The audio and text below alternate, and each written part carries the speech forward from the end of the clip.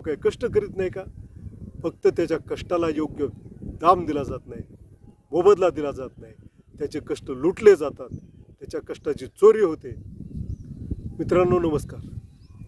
शेतकऱ्याच्या आत्महत्या, शेतकरी कर्जमाफी आणि शेतकरी पीक विमा हे शेतकऱ्याच्या बाबतीत आज अतिशय चर्चेचे विषय आहेत.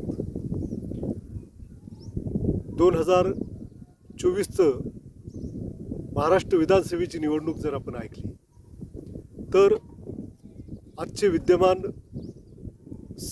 सत्ताधारी आणि विरोधी पक्ष हे शेतकऱ्यांना कर्जमाफीचा वादा करत होते.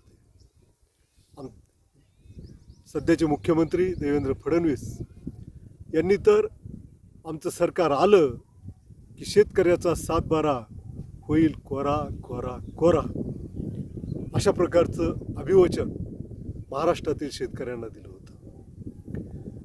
महाराष्ट्रातल्या शेतकऱ्यांनी, युवकांनी आणि एकंदरच सर्व मतदारांनी त्यांना भरभरून मतं दिली का नाही माहीत नाही, परंतु मतं मात्र त्यांच्या पारड्यात भरभरून पडली. त्यांनाही अपेक्षा नसतील एवढ्या मोठ्या संख्येनं त्यांच्या जागा आल्या, परंतु शेतकरी कर्जमाफीचा प्रश्न काही सुटला नाही. मित्रहो, भारत हा शेतीप्रधान देश आहे. या देशातील 80% जनता ही प्रत्यक्ष अप्रत्यक्षपणे शेतीवर अवलंबून आहे. किंबहुना शेती हा भारतीय अर्थव्यवस्थेचा कणा आहे. आणि असं असताना या देशातील शेतकऱ्याची अवस्था सर्वात जास्त वाईट आहे. माणसाच्या 3 ज्या मूलभूत गरजा आहेत, अन्न, वस्त्र आणि निवारा, या 3ही गरजा ह्या शेतीशी निगडीत आहेत. अन्न ही नंबर 1ची माणसाची मूलभूत गरज आहे. जर खायला नसेल तर खाणं महत्त्वाचं आहे ना. आणि पिकवतो कोण? शेतकरी. आणि तो शेतकरी, अन्नधान्य पिकवणारा शेतकरी, अन्नदाता ज्याला आपण म्हणतो, बळीराजा ज्याला आपण म्हणतो, त्याचीच अवस्था अतिशय वाईट आहे. जगाला जीव घालणारा बळीराजा, त्याच्यावर उपाशी झोपण्याची वेळ आहे.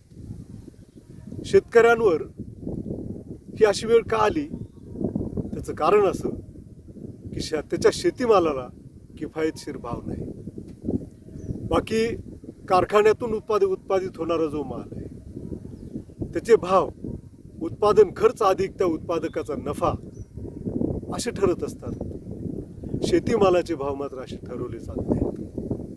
अगदी आपण काडीपेटीचं उदाहरण घेऊ, तिची किंमत फिक्स असते. त्यापेक्षा कमी भावामध्ये जर कोणी मागणी केली तर दुकानदार त्याला ती वस्तू देत नाही. मात्र शेतीमालाचं तसं नाही. शेतीमालाचे भाव शेतकरी जो सांगेल त्याच्यापेक्षा कमी भावामध्ये मागितले जातात, तोही देतो. आडतीमध्ये, बाजारामध्ये शेतीमालाचे भाव ठरवण्याचा अधिकार शेतकऱ्याला नाही. जगामध्ये असा एकमेव उत्पादक असेल की ज्याचा भाव तो ठरवत नाही, त्याचा भाव तो माल घेणारा ठरवतो, ग्राहक ठरवतो. बाकी सगळ्या मालाचे भाव उत्पादक ठरवतात. फक्त शेतीमालाचे भाव हा ग्राहक ठरवतो.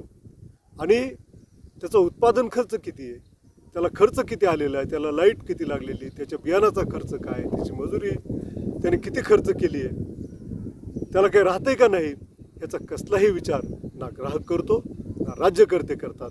आणि म्हणून शेती हा आतबट्ट्याचा धंदा झाला. याच्यावर या देशाचे सध्याचे पंतप्रधान, जे की 12 वर्ष झालं या देशाचे पंतप्रधान आहेत, त्यांनी 2014ला सांगितलं होतं की तुम्ही मला निवडून द्या, मी स्वामीनाथन आयोगाच्या शिफारशी लागू करतो.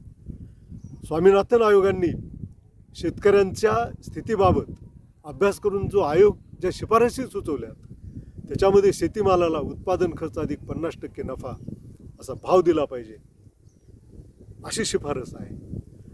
ह्या शिफारसी आल्याच्या नंतर काँग्रेस सरकार त्यावेळेस होतं, त्यांनी हा आयोग आज स्वीकारू उद्या स्वीकारू अशी चालढकल केली.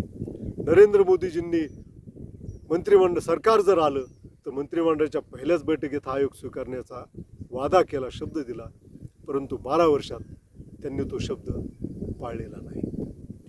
आणि म्हणून उत्पादन खर्च जास्त आणि उत्पन्न कमी, यामुळं शेतकऱ्यांवर कर्ज घेण्याची वेळ येते. खरं म्हणजे या देशातील फार मोठे क्रांतिकारक आणि शेतकरी नेते क्रांतसिंह नाना पाटील यांनी फिटलं आणि मिटलं म्हणा ही घोषणा केली होती. 1967 साली त्यांनी जेव्हा बीड लोकसभा मतदारसंघातून निवडणूक लढवली तेव्हा ही घोषणा फार गाजली, फिटलं आणि मिटलं. काय मागे त्याच्या लॉजिक होतं की शेतकरी काय आयतं खातो काय, तो काय मेहनत करत नाही का, तो काय कष्ट करीत नाही का, फक्त त्याच्या कष्टाला योग्य दाम दिला जात नाही, मोबदला दिला जात नाही, त्याचे कष्ट लुटले जातात, त्याच्या कष्टाची चोरी होते आणि म्हणून तो आतबट्ट्यामध्ये जातो, तो कर्जबाजारी होतो. त्यामुळे तो कुणाचंही काही कर्ज देणं लागत नाही. शेतकऱ्याची दुरवस्था होण्याचं आणखी एक कारण बाबासाहेबांनी आपल्याला सांगितलं, शिका, संघटित व्हा आणि संघर्ष करा. आपण शिकलो, संघटित झालो, संघर्ष करायचं विसरूनच गेलो. जो नोकरदार वर्ग आहे, बँकेतला वर्ग असेल, सरकारी कर्मचारी असतील, शिक्षक असतील, एवढंच कशाला कोतवाल असतील, ग्रामपंचायत कामगार असतील, ते संघटित आहेत. ते संघटित झाले, त्यांनी आंदोलनं केले आणि त्या आंदोलनाच्या माध्यमातून त्यांनी सरकारला भाग पाडलं, आपल्या मागण्या मान्य करायला लावल्या. त्यामुळे त्यांना सेवाशाश्वती मिळाली, चांगल्या वेतन श्रेण्या मिळाल्या, महागाई निर्देशांकानुसार त्यांना वेतन आणि भत्ते मिळाले. शेतकरी संघटित होत नाही, हे त्याच्यावर येणाऱ्या आपत्तीचं मूळ कारण. शेतकरी जर संघटित झाला आणि बँकेप्रमाणे शेतकऱ्याने जर संप केला तर काय खातील हे?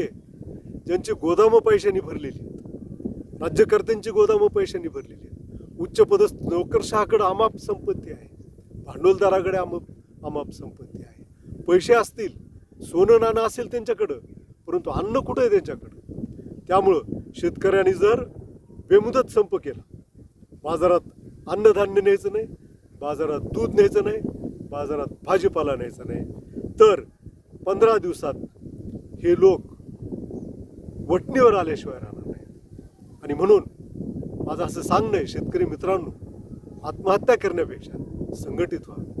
शिकलेला आहात तुम्ही, संघटित व्हा, संघर्ष करा, एकी करा आणि एकदा बेमुदत संप कराच गाड्यानो, बघू काय होतं ते. आणि मोर्चे काढा. मोर्चे काढताना रुमणे घेऊन मागे लागा. एखादा बैल जर आपला चलत नसेल, चुकारपणा करत असेल, तर आपण काय करतो? आऊत हाणताना त्याच्या पाठीत रुमण्याचा दणका देतो आणि त्या रुमण्याच्या दणक्याने तो सरळ तासाने चलतो. तसं हे आपले जे शोषक आहेत, राज्यकर्ते असतील, भांडवलशाह असतील किंवा उच्चपदस्थ नोकरशाह असतील, या सर्वांना जर वटणीवर आणायचं असेल तर आत्महत्या करण्यापेक्षा संघटित होणं, आपली एकी करणं आणि एकीचा दणका दाखवून स्वामीनाथन आयोगाच्या शिफारशी लागू करून घेणं, उत्पादन खर्चावर आधारित भाव लागू करून घेणं हाच उपाय आहे. याच्याशिवाय कुठलाही पर्याय नाही.